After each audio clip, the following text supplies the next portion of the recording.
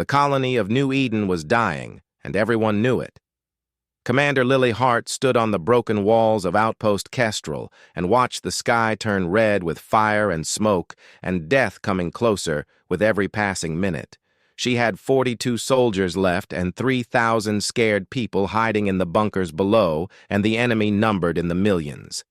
The Vektari swarm covered the horizon like a living carpet of teeth and claws and hunger that never stopped and never slept and never showed mercy to anyone.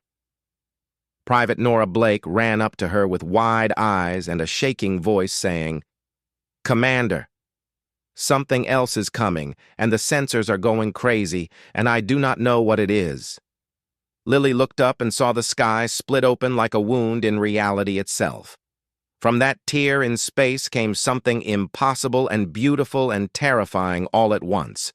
A dragon made of starlight and shadow emerged with wings so wide they blocked out the burning sun, and on its back rode a figure in black armor with silver hair flowing behind her like a banner of war.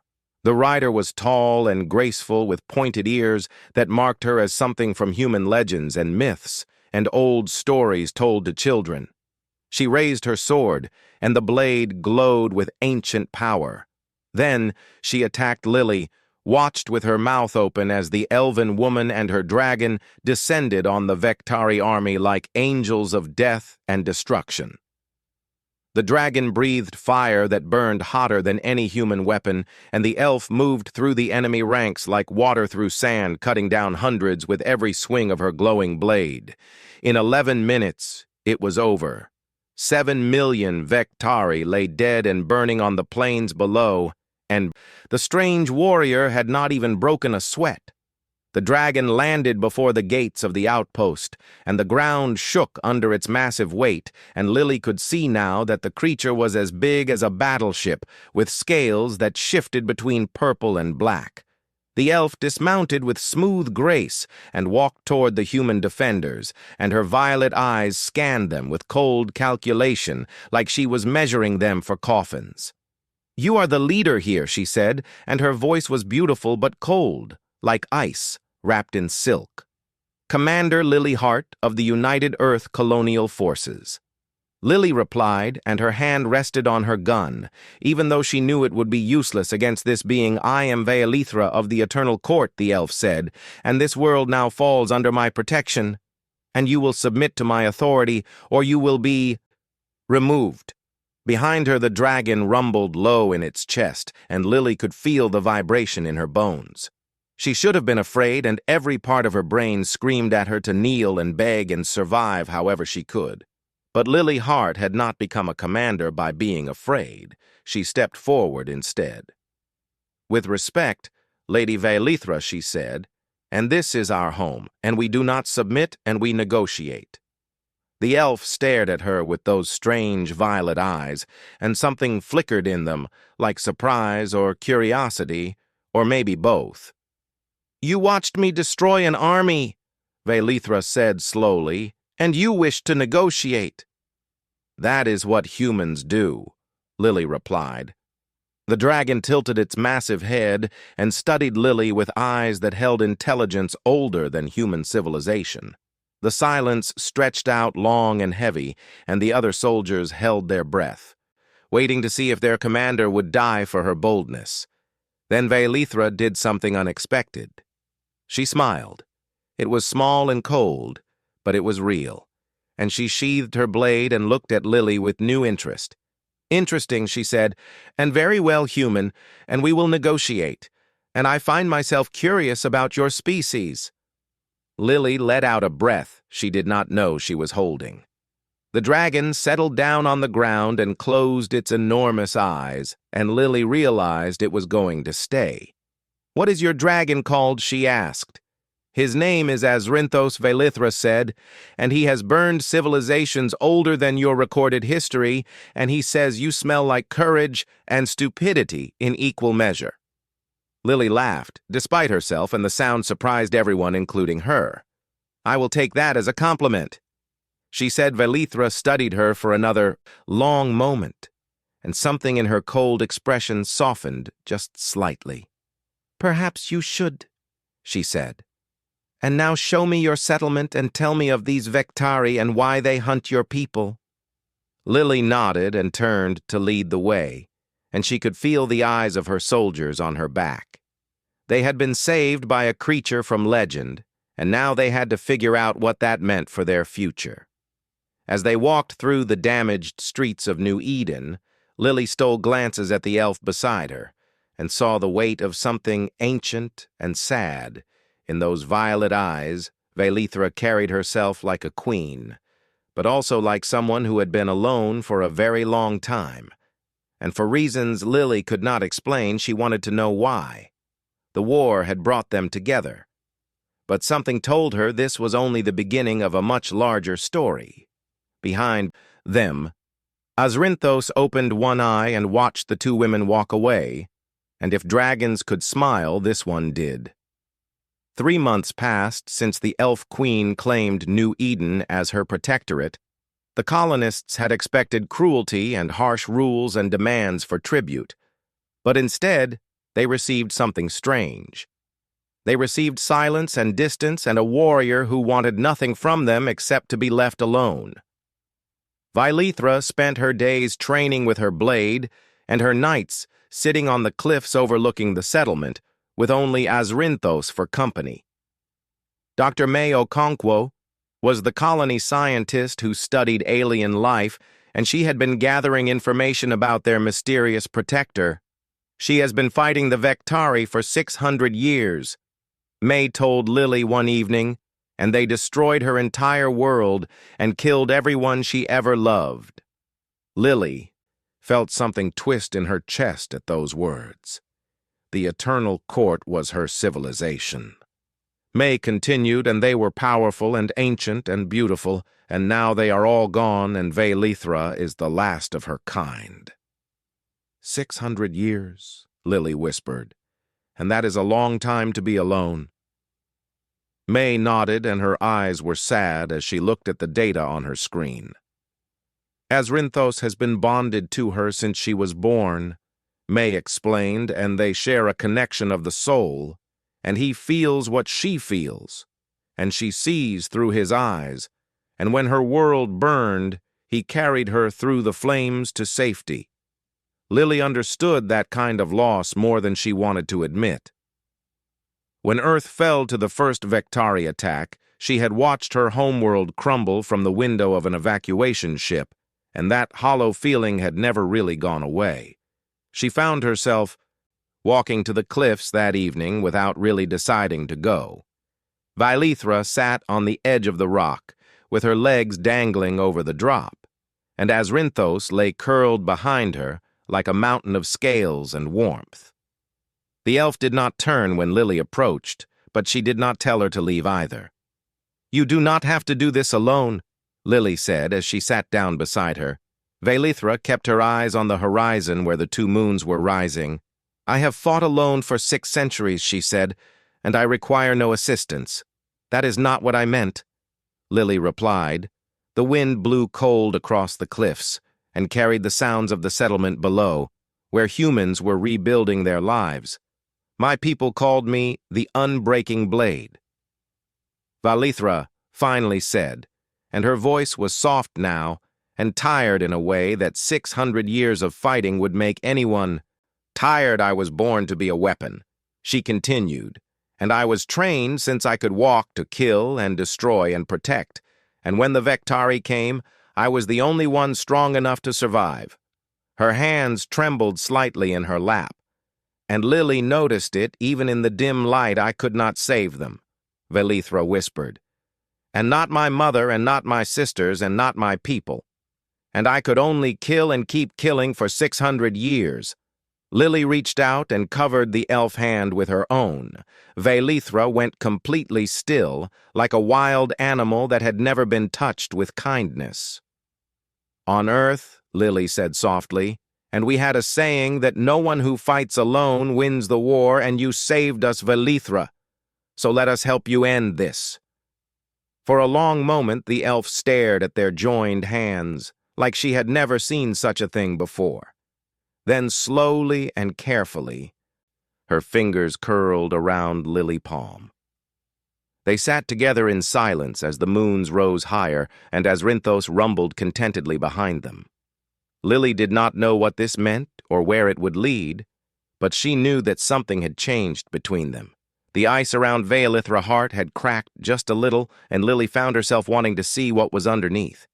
"You humans are strange," Veilithra said eventually, "and you reach out to things that could destroy you." Maybe Lily agreed, or maybe we just recognize when someone needs to be reached. Veilithra turned to look at her, and in the moonlight, her violet eyes seemed less cold and more curious. "Why do you care?" she asked. "And I am nothing to your people except a useful weapon." "Because no one should be just a weapon," Lily replied, "and you deserve more than that." The elf had no answer for that. But she did not let go of Lily's hand either, and they stayed on that cliff until the stars wheeled overhead and the night grew deep and quiet. As Rinthos watched them with ancient knowing eyes, and if he approved of this strange human who dared to comfort his bonded queen, he kept that opinion to himself. But his tail curled a little closer around them both, and that said enough. The Vektari hive mind had consumed 3,000 worlds and devoured civilizations that spanned galaxies, but it had never faced anything like this before. It had never faced humans. Captain Delia Reyes led 12 soldiers into the heart of a Vektari dreadnought that held 17,000 enemy fighters, and she did it with a smile on her face and a plan that made no logical sense. Veilithra watched the tactical display with disbelief on her face. "Your people are insane," she said to Lily, who stood beside her on the command deck. "That ship has 17,000 hostiles and she has 12 soldiers. 13, Lily corrected, and she adopted the ship cat named Buttons, and he has 3 confirmed kills. Veilithra turned to stare at her with wide, violet eyes. "You are joking about the cat," Lily said, "and absolutely not, because Delia trained him herself." The dreadnought exploded in a ball of fire and debris. 13 life signs emerged from the wreckage in an escape pod, plus 1 very angry feline. Veilithra stared at the display for a long time before she spoke again. 6 centuries of war," she murmured. "And 6 centuries. And I never thought to simply embrace the madness that is humanity gift." Lily stepped closer to her, "And we are chaos given form, and the universe keeps telling us we should be dead, and we keep ignoring it out of spite. The hive mind does not understand spite. No, it does not, and that is why we are going to win." The war changed after that day. Human tactics mixed with Veilithra, ancient magic, and Azrinthos' devastating fire created something the Vektari had never seen before. The colonists stopped hiding in bunkers and started fighting back with everything they had. Engineers built weapons that should not work but did anyway, and scientists found weaknesses in Vektari biology by asking the simple question of what happens if we hit it really hard. It turned out that hitting things really hard worked very well, but victory always came with a price. Every battle meant funerals, and every advance meant new names carved into the memorial wall, and Lily watched as Veilithra learned something she had forgotten over 600 years of fighting alone. She learned to grieve for people who were not her own blood. Lily found her one night standing before the memorial wall with silver tears streaming down her face. "I did not think you could cry," Lily said softly. "I did not know I still could." Veilithra reached out and touched a name carved in the stone. The name belonged to Sergeant Rosa Guerrero, who had been 19 years old, and who had died holding a defensive position so that others could escape. "She was a child," Veilithra whispered, "and she should not have had to do this. She chose to," Lily replied, "and that is what makes it matter." Veilithra turned to face her, and the cold mask she always wore was gone. In its place was something raw and wounded and achingly real. "How do you do it?" she asked, "and how do you keep caring when everyone you care for will die?" Lily stepped closer. until she could feel the strange warmth that came from Elvin's skin. Because the alternative is worse, she said, and because loving someone even for a moment is better than being alone forever, and because you deserve to be more than just a weapon. Valithra's breath caught in her throat. No one has ever said that to me, she whispered. I know, Lily said. And that is the real tragedy, is it not? She reached up and brushed a tear from Valithra's cheek, and the elf closed her eyes at the gentle touch as Rinthos landed nearby with a ground-shaking thump, and he watched his bonded queen with something like hope in his ancient eyes. He had waited 600 years to see her open her heart again, and now watching this strange, brave human reach out to her with such simple kindness, he began to believe that maybe the waiting was finally over. Valithra opened her eyes and looked at Lily, and there was no more ice in her gaze, only warmth and fear and the first fragile stirrings of something neither of them had a name for. Yet, thank you, Valithra said. For what? For seeing me, and not just the weapon. Lily smiled and took her hand. That is the easiest thing I have ever done. The final battle required everything humanity had left, 17 ships and 3,000 soldiers and 1 dragon and 1 elf queen who had waited 600 years for this moment. Lily stood on the bridge of the Defiance, which was humanity's last battlecruiser, and watched the Vektari homeworld fill the view screen. It was horrible and massive with organic structures, the size of continents pulsing with alien life, and billions of Vektari swarming in the spaces between the hive mind core, is at the center of the planet, Valithra said, and her voice was hard as stone, and I will cut my way through, and as Rinthos will clear the path, and you need only keep their fleet occupied. For how long? Lily asked. However long it takes me to kill a god. Lily grabbed her arm before she could turn away. Valithra, wait. Do not make this harder than it must be, the elf said, and her violet eyes were bright with terrible certainty. And I knew when I began this war that it would end with my death. Lily felt her heart stop. What the hive mind cannot be destroyed without a vessel to absorb its psychic death scream, Valithra explained, and when it dies, it will release all its power in one massive wave, and I am the only one strong enough to contain it. No, it is not your choice, human. Like hell, it is not. Lily's grip tightened, and you do not get to do this, and you do not get to make me care about you and then throw yourself away like you do not matter. Something cracked in Valithra's expression. Lily.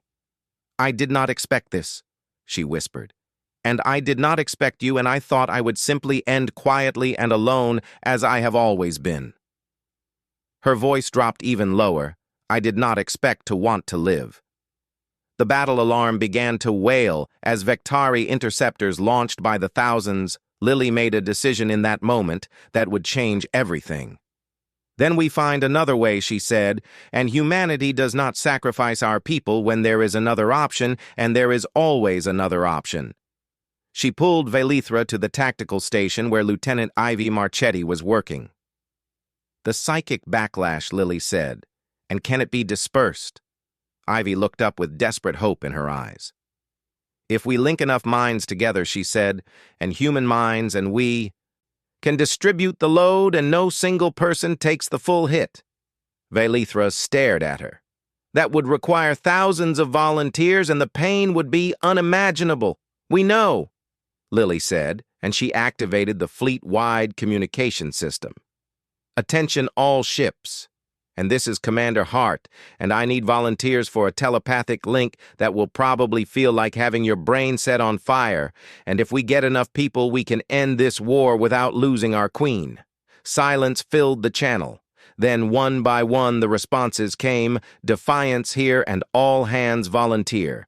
Stalwart reporting, and we are in redemption standing by, and whatever it takes, every ship responded and every soldier volunteered. 3,000 humans offering to share the burden of a dying god scream so that one elf queen could live. Valithra. Hand trembled in Lily grip. You, would do this," she whispered, "and all of you would do this for me." "That is what family does," Lily said, "and whether you like it or not, you are one of us now." As Rinthos roared his approval and the sound shook the entire ship, Velithra looked at Lily and at the crew around her, and at the fleet full of humans who barely knew her but were willing to suffer for her. For the first time in 600 years she smiled, and it was real and warm and beautiful. "Then let us go kill a god," she said. The fleet surged forward into the heart of the hive, and the final battle began. The hive mind died screaming. Its death cry ripped through space like a wave of pure agony, carrying with it 6 million years of consumed memories and devoured civilizations and endless hunger, finally silenced, and 3,000 humans screamed with it. Lily felt the pain tear through her skull like fire and lightning combined, and she felt every death the hive had ever caused, and every world it had eaten, and every soul it had consumed. For one eternal moment, she was everything and nothing at once. Then it passed. She woke on the bridge of the Defiance with blood running from her nose and ears and her whole body shaking with the aftershock. Around her the crew was stirring and groaning and laughing with relief because they were alive, and that should not have been possible. "Status report?" She managed to croak out, "Hive world is dead," Ivy said, and her voice was raw but full of triumph, "and all Vectari forces across the galaxy are going dark, and the link worked, and we distributed the backlash across the whole fleet." "Casualties." Ivy paused to check her display, and then she started to cry. "0 fatalities," she said, and 12,000 headaches and 1,000,000 bloody noses, but everyone made it, and everyone survived. Lily slumped back in her chair and let her own tears fall. It was over. 600 years of war, and it was finally over. She found Velithra on the observation deck, standing before the window that looked out on the dying hive world. As Rinthos lay curled around her, with his massive head resting against her side, and both of them were silhouetted against the glow of a nightmare finally ending. Lily walked up slowly and gave the elf time to know she was there. "I felt them," Velithra whispered without turning around, and during the link, I felt every human mind that joined with mine and their memories and their hopes and their love. Her voice cracked on the last word. "So much love," she said, "and for each other and for their homes and for life itself." And I did not remember what that felt like. And now Lily asked. Velithra turned to face her. She had been crying, and her violet eyes were red, and her silver hair was tangled, and her armor was burned and dented, and she looked exhausted and broken and completely vulnerable. She was the most beautiful thing Lily had ever seen. "You are beautiful," Lily said. Velithra Blade, which had been half raised out of 6 centuries of combat instinct, slowly lowered. What she whispered. "You heard me, and 600 years of war, and you are still standing, and you saved countless worlds, and you just helped us kill an actual god. And through all of it, you never stopped caring, even when you tried to, even when it hurt." Lily stepped closer and cupped the elf face in her hands. "You are beautiful, Velithra. And not because of what you can destroy, but because of who you are." The unbreaking blade trembled like a leaf in her arms. "I do not know how to be anything but a weapon," she said. "Then let me teach you." Lily smiled through her tears. "And I have been told humans are good at chaos, and I figure loving an immortal elf queen with a pet dragon counts," as Rinthos rumbled, which was the dragon way of laughing. Velithra stared at her for a long, breathless moment, then slowly and carefully, as if she had forgotten how she smiled. "I think," she said softly, "and I would like that very much. When they kissed, it tasted like starlight and tears and 600 years of loneliness finally coming to an end." Behind them, the last embers of the hive world faded to black. The war was over, and Velithra of the Eternal Court was not alone anymore. She had a dragon who loved her, and a human who saw past the weapon to the woman, underneath and a whole colony of strange, brave people who had claimed her as family. She had a home, and that was the greatest victory of all.